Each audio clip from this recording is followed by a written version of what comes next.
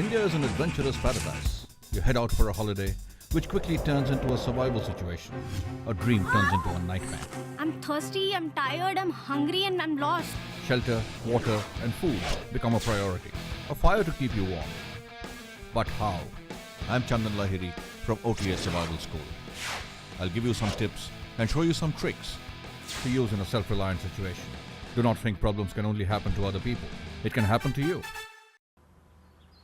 When you're out on a hike, out on a trek, in the backcountry, in the wilderness, whether it's a desert, whether it's a jungle, mountains, you're walking on ice, snow, you're out on a riverbed, in a jungle like this, you're walking. That's what you've come for.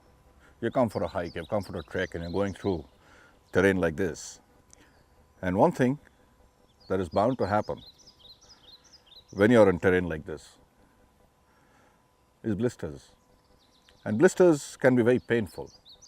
And if you don't treat it adequately, properly, in time, they could not only become painful, but they can also become infected. What happened to me over the last couple of days is I have a sore left toe, and I think there's a beginning of a blister.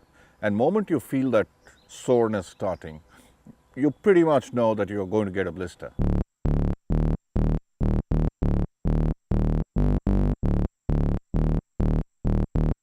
There are a lot of reasons why you do get into blisters, and one is bad footwear. When I mean bad footwear, is the boots have not been broken in properly. When you're breaking it on the trail, while the boot shapes itself to your foot, it will cause friction and you'll get blisters. The second thing that I found many people do is not tie their laces properly. If the laces are not tied properly, the boot is loose.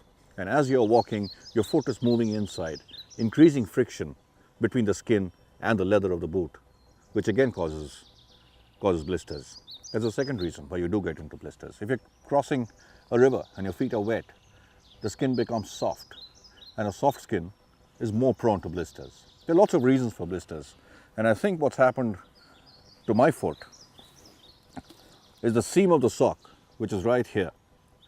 The seam of the sock, which forms a little bump, that has been creating friction between the skin and my boot. That's where my soreness is, and I don't know if you can make out.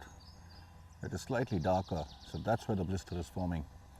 And fortunately, it is not a full-blown blister yet.